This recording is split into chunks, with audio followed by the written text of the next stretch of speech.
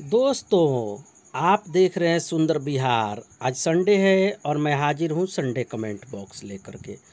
मछली के शिकार से जुड़ा हुआ कोई भी सवाल है जो सुंदर बिहार चैनल के ऊपर कमेंट में आता है, हम कोशिश करते हैं उसी दिन जवाब देने के लिए।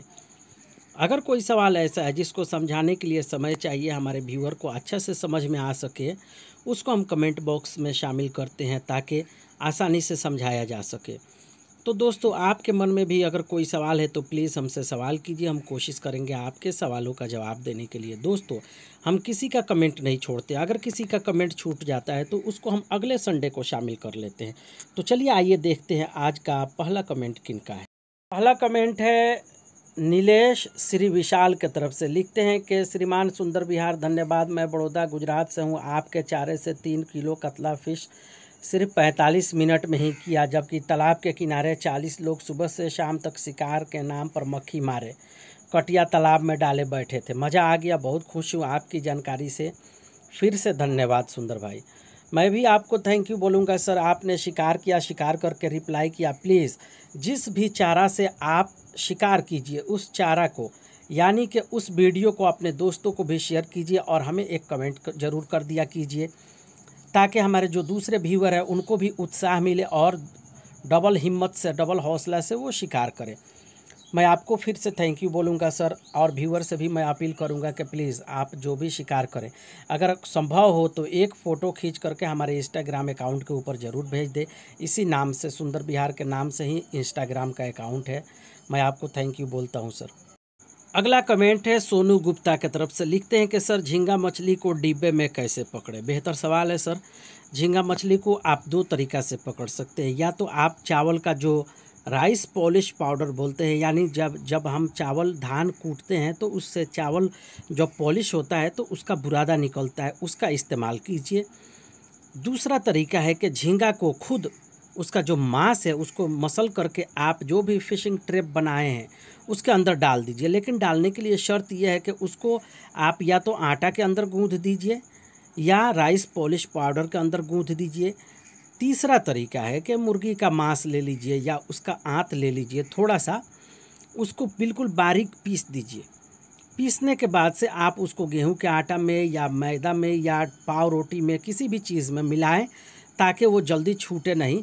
फिर उसको गोल गोल लड्डू के जैसा बना करके फिशिंग ट्रैप के अंदर डाल देंगे आप, और पानी के अंदर डालेंगे तो बहुत तेज़ी से झींगा मछली आती है सब। तो ये 2-3 तरीका है, और भी मैं इसको प्रैक्टिकल करके दिखाऊंगा एक वीडियो बना करके। Thank you sir.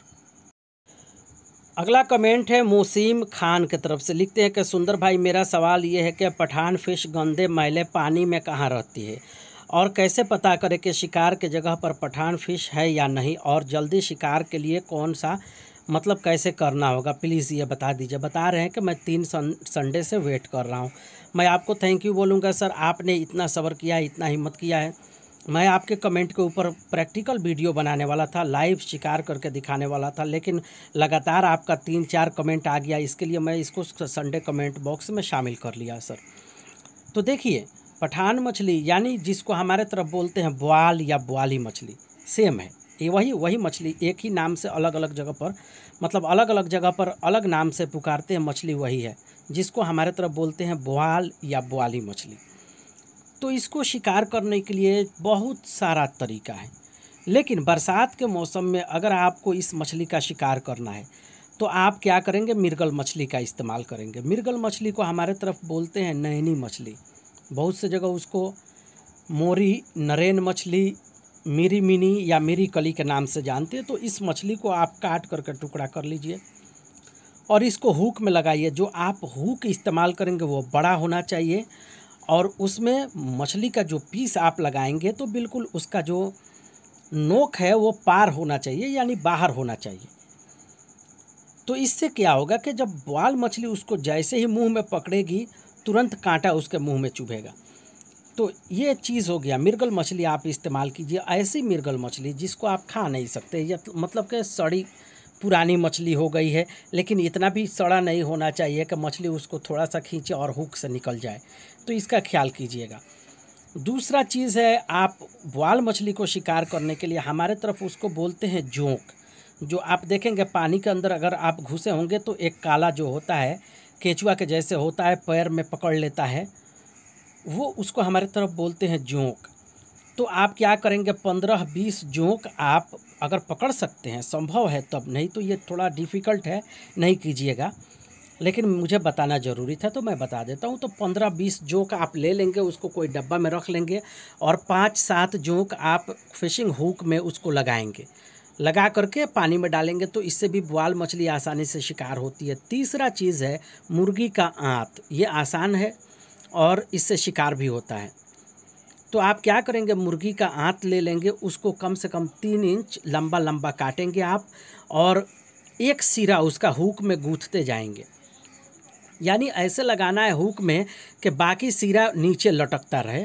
एक सिरा से आप क्या करेंगे, लाइन से उसको गूंथते जाएंगे, हुक में लगाते जाएंगे, और ऐसे के हुक जब आप उठाएं तो बाकी लंबा पीस नीचे लटका हुआ होना चाहिए, मतलब 3 इंच से ज़्यादा लंबा नहीं काटिएगा।